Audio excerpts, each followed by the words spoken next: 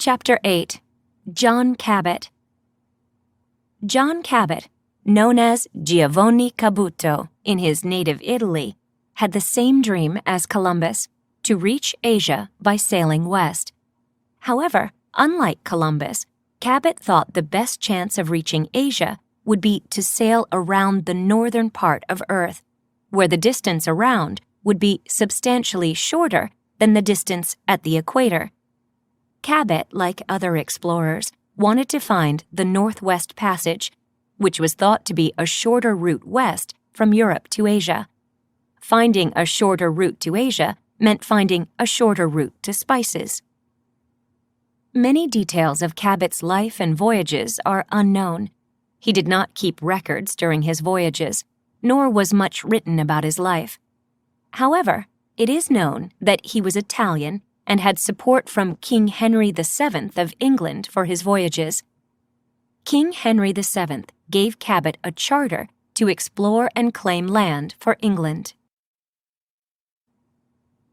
Cabot made his first attempt to find the Northwest Passage in 1496. This attempt was a failure. He had a disagreement with some members of his crew. There was also a shortage of food, and he ran into bad weather. Cabot decided to turn back for England. Cabot tried again in 1497 with a single ship and a crew of 18. This time he reached land, which he thought was Asia. However, this land turned out to be the coast of North America. It is not known exactly where he first sighted land, though. It may have been the coast of Newfoundland. Cabot spent a short time exploring the coast, and it is possible that he sailed as far south as the Chesapeake Bay. During this voyage, Cabot found a large area of shallow water that was abundant with fish.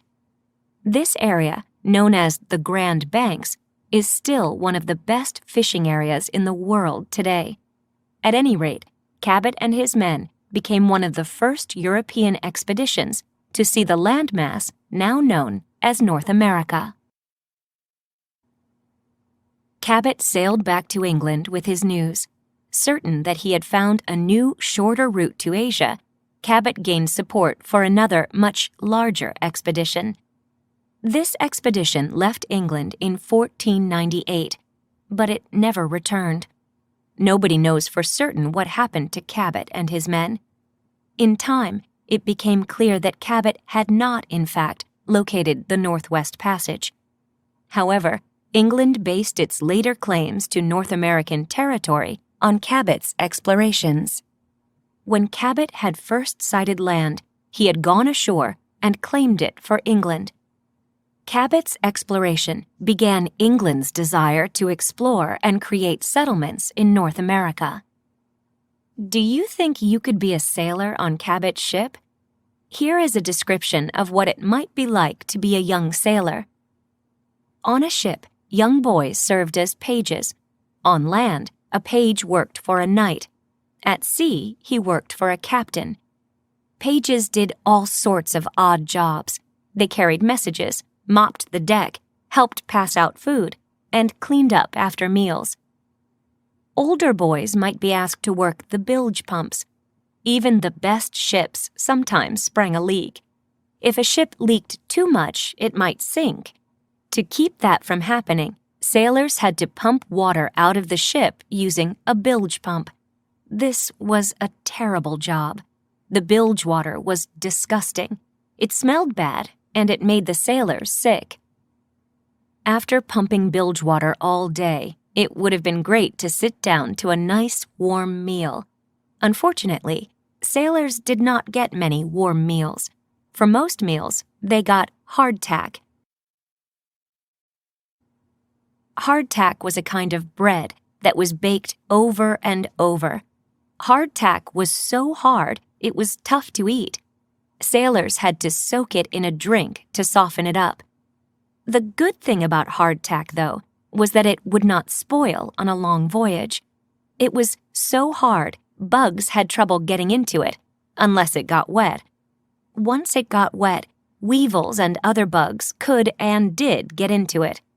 but you could usually see them and brush them off with your fingers. If a voyage was going well, sailors might get other kinds of food. They might get a little salted meat now and then. They might get some fish or a few beans. But if supplies were running low, they might get nothing but hardtack.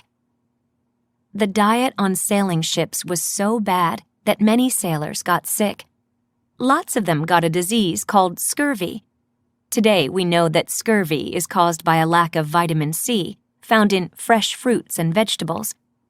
In the age of exploration, people did not know this, so many sailors died. After a long day of work, sailors were ready to fall into bed and rest their aching bones. They were ready, but there were no beds for them to fall into. The captain had a bed to sleep in, but the sailors did not. They slept on the deck.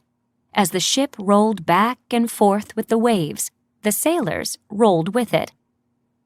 Most sailors had to stand watch for part of the night. When that was done, they could sleep for a few hours. In the morning, they would get up and do it all over again. A sailor's day started bright and early. So, what do you think? Does a sailor's life sound good to you?